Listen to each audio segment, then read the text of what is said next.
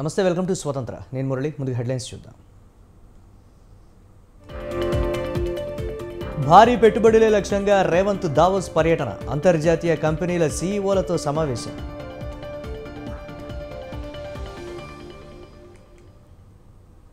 BRS హయాంలోని అవినీతి బయటకు తీస్తా, కీలక వ్యాఖ్యలు చేసిన మంత్రి కోమటిరెడ్డి.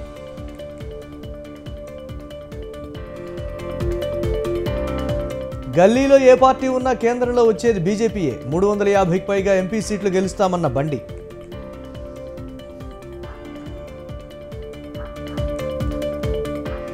వైసీపీ విముక్త ఏపీ కోసం కలిసి రండన్న చంద్రబాబు, అమరావతి రైతుల సంకల్పం నెరవేరుతుందన్న పవన్.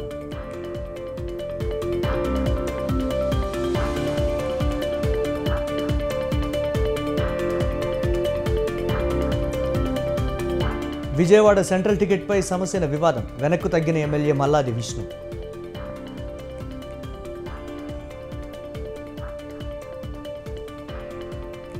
దేశవ్యాప్తంగా సంక్రాంతి శోభ, ఏపీలో జోరుగా కోడిపందాలు.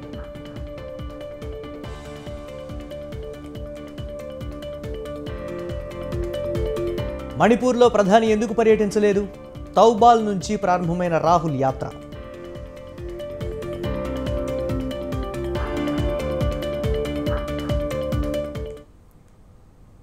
జగన్ ప్రభుత్వానికి కౌంట్డౌన్ మొదలైందన్నారు టీడీపీ అధినేత చంద్రబాబు. త్వరలోనే రాష్ట్రానికి మంచి రోజులు రానున్నాయని అన్నారు ఆయన. వైసీపీ ప్రభుత్వం తీసుకొచ్చిన ప్రజా వ్యతిరేక ఉత్తర్వులు, అమరావతి వ్యతిరేక ప్రతులను పవన్తో కలిసి భోగిమంటలు వేశారు. అటు రాజధాని రైతుల సంకల్పం నెరవేరుతుందన్నారు జనసేన అధినేత.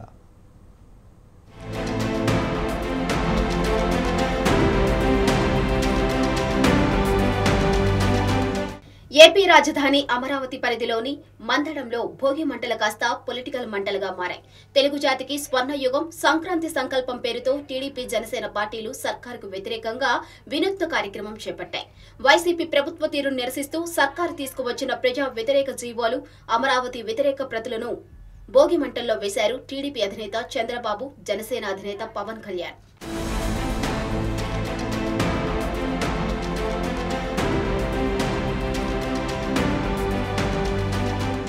వైసీపీ ప్రభుత్వ అసమర్థ విధ్వంస విధానాలతో ప్రజలు తీవ్రంగా నష్టపోయారని తెలిపారు చంద్రబాబు.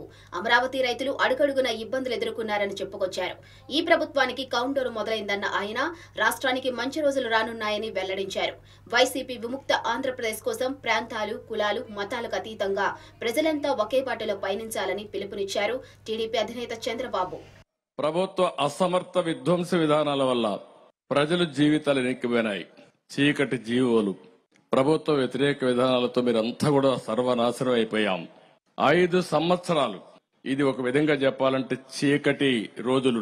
5 సంవత్సరాలు ఈ అమరావతి దానికి ఒక ఉదాహరణ. మీరు బండి ఇబ్బందులు చూస్తే మాట్లాడతాను.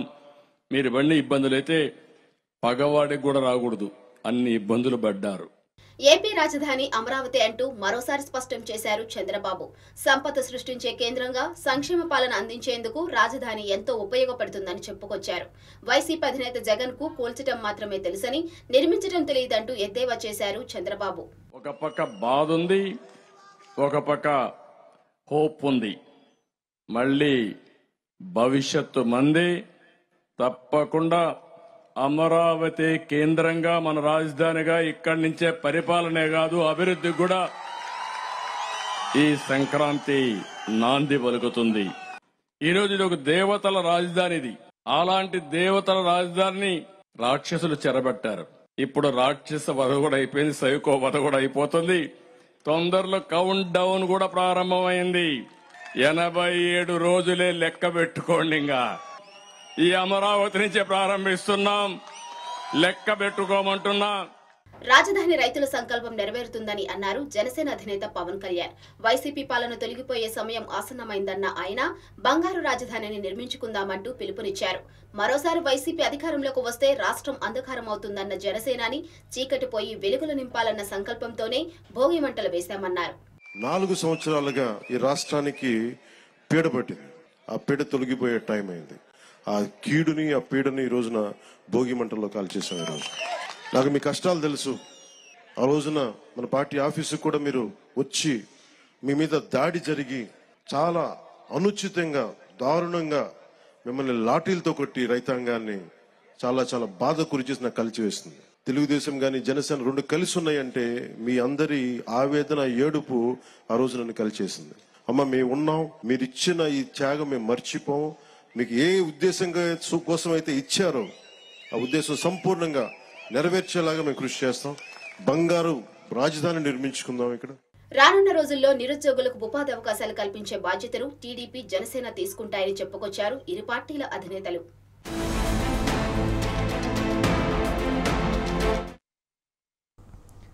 విజయవాడ ఎంపీ కేశినేని నానిపై టీడీపీ నేత దేవినేని ఉమా తీవ్ర విమర్శలు చేశారు. ఇప్పటికే 3 పార్టీలు మారిన వ్యక్తిని ఏమని సంబోధించాలని అన్నారు. విజయవాడ ఎంపీ టికెట్ కోసం కేశినేని నాని అమరావతిపై విషం చిమ్ముతున్నాడని, అమరావతిపై నాని చేసిన వ్యాఖ్యలు వెనక్కి తీసుకోవాలని డిమాండ్ చేశారు. చంద్రబాబు లోకేష్లపై విషం చిమ్ముతున్న నాని వైసీపీ నేతలతో భుజాలపై చేతులు వేసుకుని తిరగడం శోచనీయమని చెప్పారు. చేతులు కలిపి వాళ్ళతో కుమ్మక్కై ఎన్నికల్లో గెలిచి ఆపును బలుపడ్డారు. మీకు తెలీదా ఏం భాగవతాలు జరిగింది? చేతుల మీద చేతులు వేసుకొని శంకుస్థాపనలో ప్రారంభోత్సవం. కేశినేని నాని, వసంత కృష్ణ ప్రసాద్ కుమ్మక్కు రాజకీయాలు. ఈ కుమ్మక్కుతో వీళ్ళు పాపం ప్రజా జీవితంలో పనిచేసే అవకాశం కానీ ప్రమాణ స్వీకారం చేయాలి. కోర్టులో ఆ రోజు కుర్చీలో ఎరగొడతా ఉంటే ఎమ్మెల్యే ఎంపీ చోద్యం చూశారు. చిట్టుబాబు మీద పడతా, సీను మీద పడతా, నీళ్ళు అటు ఇటు జరిగారు. పాపం వాళ్ళ మీద పడతా వైసీపీ గుండాలు వాళ్ళ మీద ఇలా విధ్వంసం చేశారు. MLA MP కుమ్మక్కయ్యారు. 2019 ఎన్నికల ముందు కుమ్మక్కైనట్టు దేవినేని ఉమాని మొదలుపెట్టడానికి ఎంత దిగజారాలా? వైసీపీ పార్టీలో వచ్చే అసెంబ్లీ ఎన్నికల్లో పోటీ చేసేందుకు టికెట్ల పంచాయతీ కొనసాగుతోంది. బెజవాడ సెంట్రల్ టికెట్ కోసం సిట్టింగ్ ఎమ్మెల్యే మల్లాది విష్ణు, వెల్లంపల్లి శ్రీనివాసుల మధ్య పోటీ నెలకొంది. ఈ క్రమంలో బెజవాడ సెంట్రల్ సీటు వివాదానికి ఎండుకాటు పడినట్లు తెలుస్తోంది. ఎట్టకేలకు central sitting MLA Malladi Vishnu మెత్తబడినట్లు సమాచారం. పార్టీ అధిష్టానం ఆదేశాలు పాటించాలనే నిర్ణయానికి మల్లాది విష్ణు వచ్చారు. వెల్లంపల్లికి వచ్చే ఎన్నికల్లో సహకరించాలని తన వర్గానికి ఎమ్మెల్యే మల్లాది విష్ణు సంకేతాలు ఇచ్చారు. 2 రోజుల్లో Bezawada central in charge Vellampalli Srinivas party ఆఫీసును ఓపెన్ చేయనున్నట్లు సమాచారం. ఇదిలా ఉంటే చంద్రబాబు, పవన్ కళ్యాణ్లపై మల్లాది విష్ణు మండిపడ్డారు. చంద్రబాబు, పవన్ మా మేనిఫెస్టోలో అంశాలనే ఫాలో అవుతున్నారని విమర్శించారు. 2014లో కలిసి పోటీ చేసి ఏం చేశారని ఆయన ప్రశ్నించారు. కర్నూలు హైకోర్టు బెంచ్ విశాఖ వ్యాపార రాజధాని, అమరావతి అంటూ మా విధానాన్నే ఫాలో అయ్యారన్నారు. పరిపాలనా సౌలభ్యం కోసం వైసీపీ సరైన నిర్ణయాలే తీసుకుంటోందన్నారు. సీట్ల సర్దుబాటు దగ్గరే టీడీపీ, జనసేన ఆగిపోయాయన్నారు. మేము ఏ విధంగా ఎన్నికల్లో పనిచేయాలో ప్రణాళికలు కూడా చేసేశామని ఆయన పేర్కొన్నారు. సెంట్రల్ సీటు విషయంలో తర్వాత మాట్లాడతానని ఆయన అన్నారు.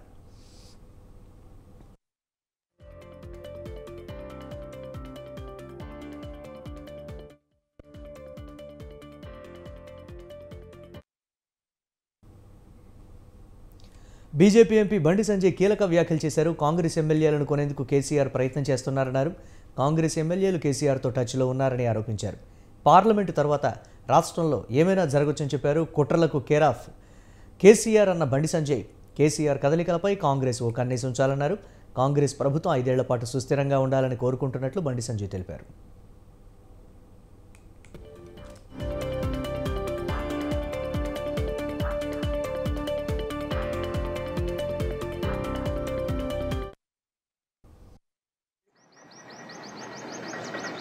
గెలవబోతుంది. నాకు తెలిసి కాంగ్రెస్ పార్టీ నుంచి ఎమ్మెల్యేలను కొనుగోలు చేయడానికి కేసీఆర్ ఆల్రెడీ ప్లాన్ చేస్తున్నాడు. ఆల్రెడీ చాలా మంది కాంగ్రెస్ పార్టీ నాయకులు కేసీఆర్తో టచ్ లో ఉన్నారు. ఈ పార్లమెంట్ ఎన్నికల తర్వాత కేసీఆర్ ఏదైనా చేయొచ్చు. ఎందుకంటే కాంగ్రెస్ పార్టీలో కేసీఆర్ కోవట్లు చాలా మంది ఉన్నారు. వాళ్లతోని ఆల్రెడీ బేరసారాలు స్టార్ట్ చేసిండు. మొన్న అసెంబ్లీ ఎన్నికల్లో చాలా స్పష్టంగా చెప్పింది నేను, చాలా మందికి కేసీఆర్ పైసలు ఇచ్చిండు. ఎందుకంటే కేసీఆర్ ప్లాన్ మంది పుట్టినోని కూడా వాళ్ళు అనుకుంటాడు కేసీఆర్. ఆయన ఆలోచన దుర్మార్గపు ఆలోచన బీఆర్ఎస్ పార్టీ. కాబట్టి పార్లమెంట్ ఎన్నికల తర్వాత ఏదైనా జరగచ్చు. కేసీఆర్ మూర్ఖత్వపు ఆలోచన వల్ల, కేసీఆర్ కుట్రల వల్ల ఏదైనా జరగదు. కేసీఆర్ కు ప్రజాస్వామ్యం మీద నమ్మకం లేదు, రాజ్యాంగం మీద నమ్మకం లేదు, చట్టాలంటే గౌరవం లేదు, తోటి మనిషి అంటే కనీసం విలువ ఉండదు ఆయనకు కుటుంబానికి.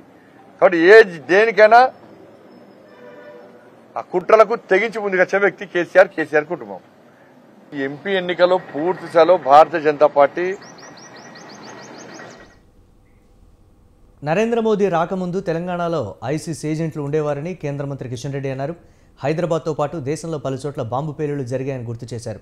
పాకిస్తాన్లో కూర్చొని రిమోట్ నొక్కితే భారత్లో బాంబు బ్లాస్టులు జరిగాయన్నారు. మోదీ నేతృత్వంలో 10 ఏళ్లలో తీవ్రవాదాన్ని కూకటి వేళ్లతో పెకిలించిందన్నారు. ఇవాళ పాకిస్తాన్లో ప్రజలు రొట్టెముక్క కోసం కొట్లాడుకునే పరిస్థితులున్నాయన్నారు. పాకిస్తాన్ గత పాపాలను అనుభవిస్తోందన్నారు. ప్రతిష్ఠ సందర్భంగా దేశవ్యాప్తంగా అనేక మంది ఇతర మతస్థులు, ముస్లింలు గాని, క్రిస్టియన్లు గాని, ఇతర అనేక మతస్థులు కూడా ఎంతో ప్రేమతో, ఆప్యాయతతో, ఆదరంతో ఈ యొక్క ప్రాణ ప్రతిష్ఠ కార్యక్రమానికి శుభాకాంక్షలు తెలియజేయడము, స్వయంగా అనేక మంది 22 తేదీన జరిగేటువంటి కార్యక్రమంలో పాల్గొనడానికి ముస్లింలు గాని, క్రిస్టియన్లు గాని రావడం ఏదైతున్నదో నరేంద్ర మోడీ గారి నాయకత్వంలో ఈ దేశంలో మత సామరస్యం కోసం చేస్తున్నటువంటి ప్రయత్నంలో ఒక మంచి అద్భుతమైనటువంటి విజయము ముందడుగని మనం చేస్తా ఉన్నాం. గోషామహల్ బీజేపీ ఎమ్మెల్యే రాజాసింగ్కు బెదిరింపు కాల్స్ వచ్చాయి. రామనవమి శోభయాత్ర చేస్తే చంపేస్తామంటే ఎమ్మెల్యేని బెదిరించారు. దీనిపై స్పందించిన రాజాసింగ్ ఫోన్లో కాదు, దమ్ముంటే నేరుగా రావాలని సవాల్ విసిరారు.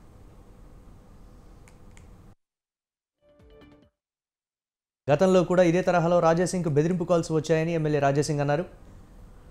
అయోధ్యలో రాముని ప్రాణప్రతిష్ఠ నేపథ్యంలో రాజాసింగ్కు తాజాగా బెదిరింపులు రావడం ప్రాధాన్యత సంతరించుకుంది.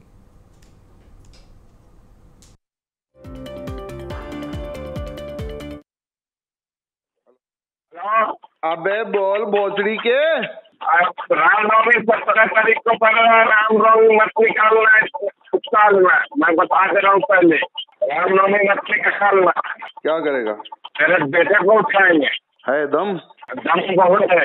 दम है तो आजा बेटा, इस बार तो जबरदस्त निकालेंगे, समझा? दम तो देखा कहाँ है, दम जिस दिन दिखाएंगे उस दिन तो भाग जाएगा नेपाल। अरे दम है तो आजा बेटा। फोन पे क्या रे नपुंसक लोग धमकी देते रहे फोन पे, मर्द के बच्चे तो आमने सामने की लड़ाई लड़ते रहे। हम तो यही बच्चे हैं राजा सिंह, हम मर्द भी है, तभी तो कर रहे हैं। बेटा फोन पे नहीं धमकी देते, दम है तो आ जाते, याद रख ले।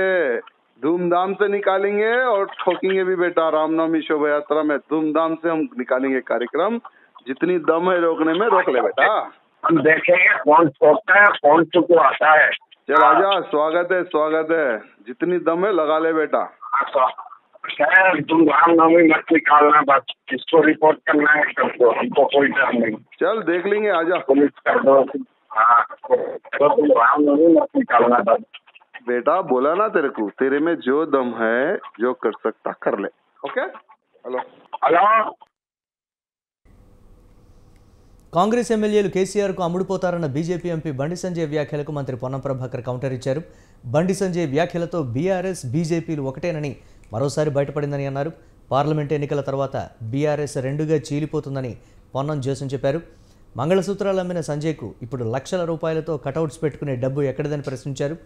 కరీంనగర్ పార్లమెంటుకు బండి సంజయ్ తెచ్చిన నిధులు శూన్యమని పొన్నం విమర్శించారు. కాంగ్రెస్ పార్టీ అయోధ్య రామ మందిర ప్రారంభానికి పోవద్దని ఎక్కడా చెప్పలేదన్న పొన్నం రాముడి పేరుతో బీజేపీ మార్కెటింగ్ చేస్తోందని ఆరోపించారు.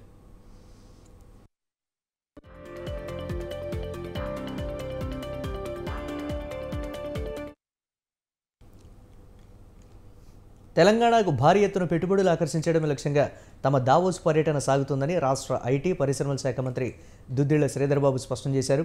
తెలంగాణలో పెట్టుబడులు పెట్టడానికి ఉన్న అనుకూలతలు బలాబలాలు తమ ప్రాధాన్యతలను వరల్డ్ ఎకనామిక్ ఫోరం వేదిక ద్వారా చాటి చెబుతామని తెలిపారు.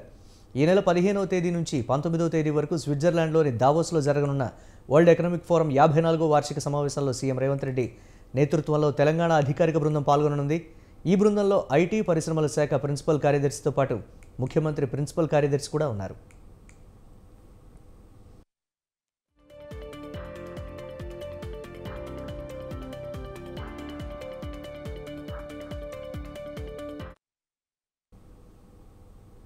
విదేశీ భారతీయ పారిశ్రామికవేత్తలను కలుసుకొని కొత్త ప్రభుత్వ విజన్ మరియు ప్రాధాన్యతలను వివరించడానికి వరల్డ్ ఎకనామిక్ ఫోరం అవకాశం ఇస్తుందని మంత్రి దుద్దిళ్ల శ్రీధర్బాబు అభిప్రాయపడ్డారు.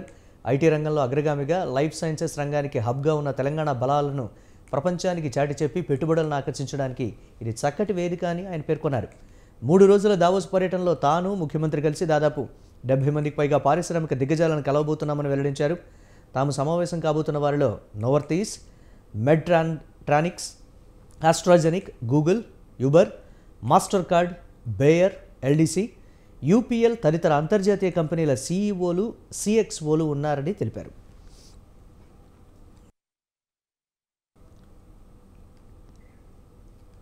స్వచ్ఛ సర్వేక్షణలో దక్షిణ భారతదేశంలోని సిద్దిపేటకు క్లీన్ సిటీ అవార్డు రావడానికి కృషి చేసిన మున్సిపల్ కార్మికులకు బీఆర్ఎస్ నేత మాజీ మంత్రి హరీష్ రావు సన్మానించారు. దక్షిణ భారతదేశంలోనే క్లీనెస్ట్ మున్సిపాలిటీ అవార్డు సిద్దిపేటకు రావడం గర్వకారణమన్నారు.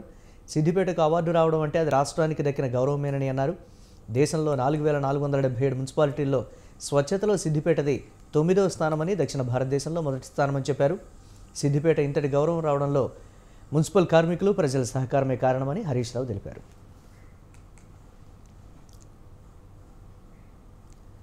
ధరణి సమస్యల పరిష్కారానికి రేవంత్ సర్కార్ కసరత్తు ప్రారంభించింది. ఇందుకు సంబంధించి ఏర్పాటు చేసిన కమిటీ తొలి సమావేశం నిర్వహించింది. భూ సమస్యలు పరిష్కరించేందుకు అన్ని స్థాయిల్లో మార్గదర్శకాలు విడుదల చేయనున్నట్లు ధరణి కమిటీ సభ్యులు తెలిపారు. అయితే పేరు మార్పుతో సరిపెడతారా, సమూలంగా సాఫ్ట్వేర్ మారుస్తారా అనే విషయాలు తెలియాల్సి ఉంది.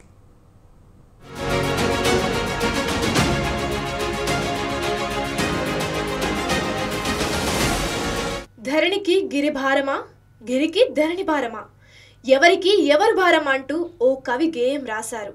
అయితే భూమాత పర్వత శ్రేణులకు సంబంధించిన ఆ పాటలో భారం మాట ఎలా ఉన్నా ప్రస్తుత ప్రభుత్వం మాత్రం ఇది ప్రజలకు భారమనే తెలియజేస్తోంది. గత ప్రభుత్వ అవినీతి బాగోతానికి ఇదో నిదర్శనం అంటోంది. గత బీఆర్ఎస్ ప్రభుత్వం ఇదో గొప్ప పథకం అని ఆర్భాటంగా తెలియజేయగా ఇప్పటి కాంగ్రెస్ సర్కారు ఇది తప్పుల తడక అని తేల్చిపారేసింది. అంతేనా, ధరణి భూ సమస్యల పరిష్కారానికి నడుం బిగించింది. ఇందుకు సంబంధించి ఓ కమిటీని ఏర్పాటు చేసింది. వెంటనే ఈ కమిటీ రంగంలోకి దిగి విధి విధానాలు రూపొందించే పనిలో నిమగ్నమైంది.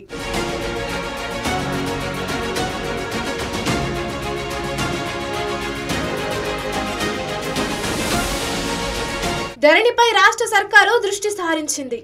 ఇటీవల ఏర్పాటు చేసిన ధరణి సమస్యల పరిష్కార కమిటీ సెక్రటేరియట్లో తొలి సమావేశం నిర్వహించింది. ధరణిలో 119 సమస్యలు ఉన్నట్టు కమిటీ లెక్కలు కట్టింది. ఈ సమస్యల పరిష్కారానికి మార్గాలు అన్వేషిస్తోంది. ధరణికి పటిష్టమైన సాఫ్ట్వేర్ అవసరమని నిర్ధారణకు వచ్చింది.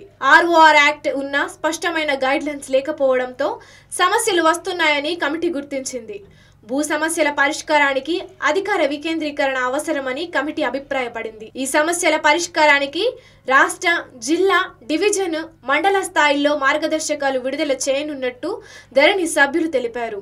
అప్పటి అధ్యక్షులుగా ఉన్న రేవంత్ రెడ్డి గారు ఒక సందర్భంలో ఈ ధరణి వ్యవస్థను మార్పులు చేర్పులు చేస్తాము, రైతులందరికీ భూమి హక్కు ఉన్న వాళ్ళందరికీ హక్కు కల్పిస్తామనే మాట హామీ ఇవ్వడం, మేనిఫెస్టోలో పెట్టడం. 7వ తేదీన ముఖ్యమంత్రి గారు మంత్రివర్గం ప్రమాణ స్వీకారం చేసింది. వెంటనే అతి కీలకమైన అంశం ధరణి సమస్య విషయంలో ముఖ్యమంత్రి గారి అధ్యక్షతన రెవెన్యూ మినిస్టర్ గారు, డిప్యూటీ చీఫ్ మినిస్టర్ గారు, హెల్త్ మినిస్టర్ దామోదర్ రాజనరసింహ గారు, అదే విధంగా CCLA ఉన్నతాధికారులు అందరితో సమావేశం కూడా పెట్టి తొలి సమావేశానికి పిలవడం జరిగింది. వ్యవసాయ భూముల రిజిస్ట్రేషన్లు, మ్యూటేషన్ల పోర్టల్ ధరణికి సంబంధించి రెవెన్యూ శాఖ సమగ్ర నివేదికను కమిటీ రూపొందిస్తోంది. 2020 నవంబర్ 2 నుంచి ప్రారంభమైన ఈ పోర్టల్లోనే సాగు భూముల లావాదేవీలు కొనసాగుతున్నాయి. ధరణి వెలుపల ఉన్న భూములకు హక్కులు లేవు. హక్కుల కల్పనకు 34 మాడ్యూళ్లను ఏర్పాటు చేసిన సమస్యలు పెండింగ్లోనే ఉన్నాయి.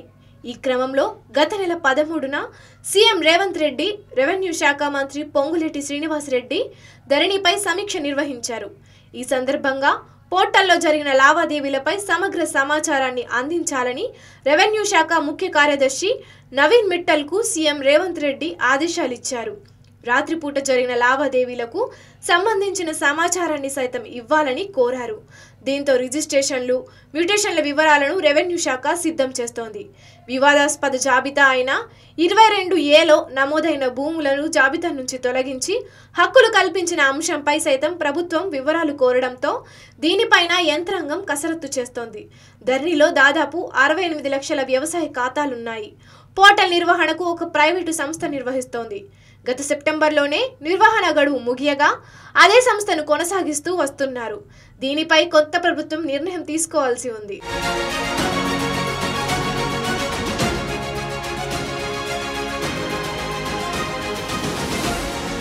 ధరణి పోర్టల్ ఏర్పాటు తర్వాత లావాదేవీలు, కొత్తగా హక్కుల కల్పనకు సంబంధించి అనేక సమస్యలు తలెత్తాయి.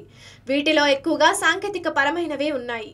గత ప్రభుత్వం హయాంలో అప్పటి ఆర్థిక శాఖ మంత్రి టి హరీష్ రావు నేతృత్వంలో మంత్రివర్గ ఉపసంఘాన్ని ఏర్పాటు చేశారు. సమస్యల పరిష్కారానికి ఈ ఉపసంఘం పలు సిఫారసులు చేసినా అవి పూర్తి స్థాయిలో అమలు కాలేదు. ఈ కారణంగా సీఎం రేవంత్ రెడ్డి తాజా సమీక్షలో ధరణి నిర్వహణ, సాంకేతిక అంశాలకు సంబంధించి పలు అంశాలను ప్రస్తావించారు. దీంతో రెవెన్యూ శాఖ పలువురు నిపుణులతో సాంకేతిక సమస్యలపై నివేదిక సిద్ధం చేస్తోంది.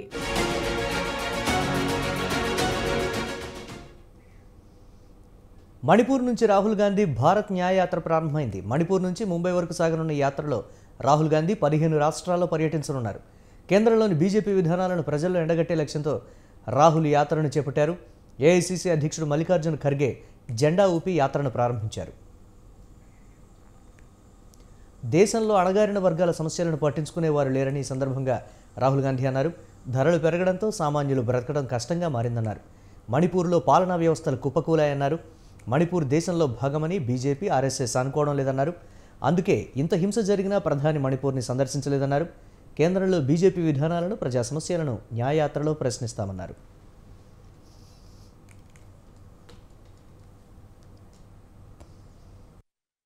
किस लिए हम कर रहे हैं, इससे देश का क्या फायदा होगा और हमारे युवाओं को उनमें एक शक्ति भरने के लिए वो अपनी बात आपके सामने रखेंगे. When Pandit Jawaharlal Nehru first visited Manipur, he described Manipur as the jewel of India.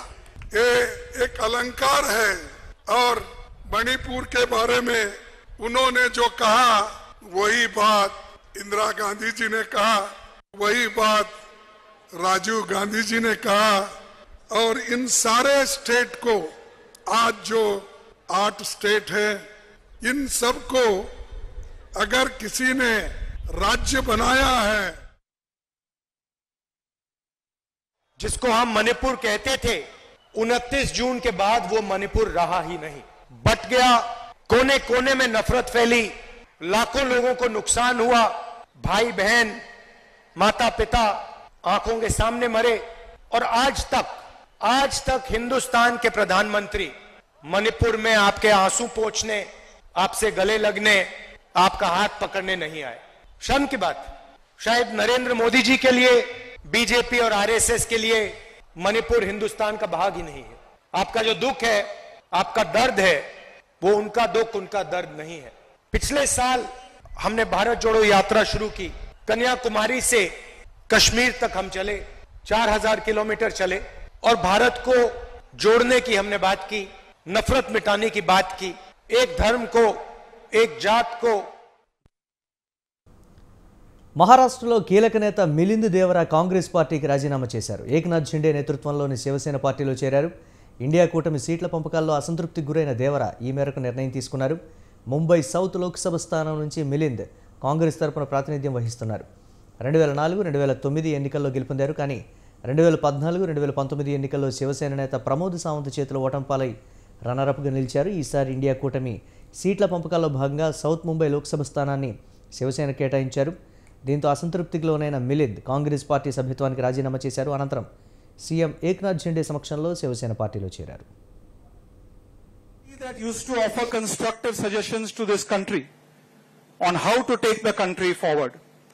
आज उस पार्टी का एक ही उद्देश्य है कि मोदी जी जो कहेंगे, जो कहते हैं, जो कर्म करते हैं, ऑटोमेटिकली उसके खिलाफ बोलो। कल को यदि मोदी जी कहेंगे कि कांग्रेस पार्टी एक बहुत अच्छी पार्टी है, तो इसका भी विरोध करेंगे। మిలింద్ దేవరా పార్టీ నుండి వైదొలగడంపై కాంగ్రెస్ సీనియర్ నాయకుడు జయరాం రమేష్ మండిపడ్డారు. మిలింద్ దేవరా తండ్రి మురళీ దేవరాతో ఉన్న సుదీర్ఘ బంధాన్ని గుర్తు చేసుకున్నారు. మురళీ దేవరాతో తనకు సుదీర్ఘ కాలం పాటు అనుబంధం ఉందన్నారు. తాము ఎంతో అభిమానంతో ఉండేవాళ్ళమని చెప్పారు. ఆయనకు అన్ని రాజకీయ పార్టీలలో సన్నిహిత మిత్రులు ఉన్నారన్నారు. కానీ ఎప్పుడూ కాంగ్రెస్ పార్టీకి అండగా నిలిచే దృఢమైన కాంగ్రెస్ వాదినంటూ స్పష్టం చేశారు.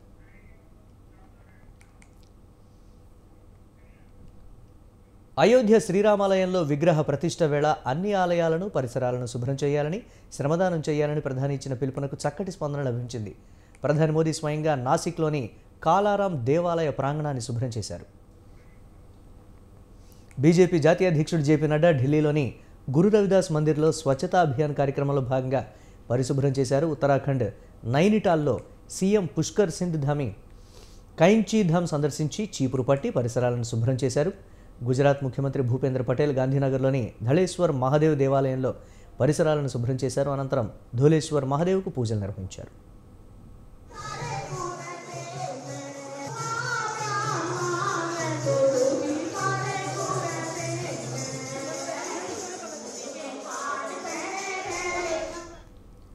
ఉత్తరప్రదేశ్ డిప్యూటీ సీఎం కేశవ్ ప్రసాద్ మౌర్య బల్కేశ్వర్ హనుమాన్ మందిర్లో పరిశుభ్రత కార్యక్రమం చేపట్టి 2 చేతులతో మట్టి ఎత్తిపోశారు. పలువురు బీజేపీ నాయకులు, మంత్రులు ఈ కార్యక్రమంలో పాల్గొన్నారు.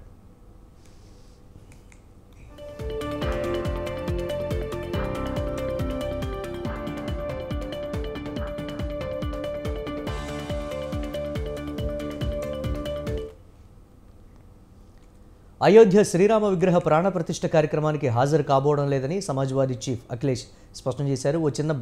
ఓ భక్తుడిగా తర్వాత అయోధ్య రామ మందిరాన్ని సందర్శిస్తానని ఆయన తెలిపారు. విగ్రహ ప్రతిష్ఠ, రామాలయం ప్రారంభ కార్యక్రమం హడావుడి తగ్గిన తర్వాత తన కుటుంబంతో సహా మందిరానికి వెళ్లి రాముడిని దర్శించుకుంటానని అఖిలేష్ తెలిపారు. ఈ మేరకు తనకు ఆహ్వానం పంపిన ట్రస్టుకు ఓ లేఖ రాస్తూ కార్యక్రమం నిర్విఘ్నంగా జరగాలని ఆకాంక్షించారు. సోషల్ మీడియా ఎక్స్లో తన భావాలను అఖిలేష్ యాదవ్ పంచుకున్నారు. తనకు శ్రీరామ జన్మభూమి దేవాలయ ప్రారంభోత్సవానికి ఆహ్వానం పంపినందుకు ట్రస్టుకు కృతజ్ఞతలు తెలిపారు. तभी दर्शन पाते हैं आप, बिना बुलाए कोई नहीं जाता, भगवान बुलाते हैं तो हम सब जाते हैं और ये भी हम जानते हैं कि भगवान कब किसका बुलावा दे दे, कब किसको बुला ले। देखिए, हम अपने घर से निकलने के समय भगवान के दर्शन करके ही निकलते हैं, सीढ़ी उतरते ही भगवान के दर्शन होते हैं, दरवाजा जैसे ही गेट खुलता है।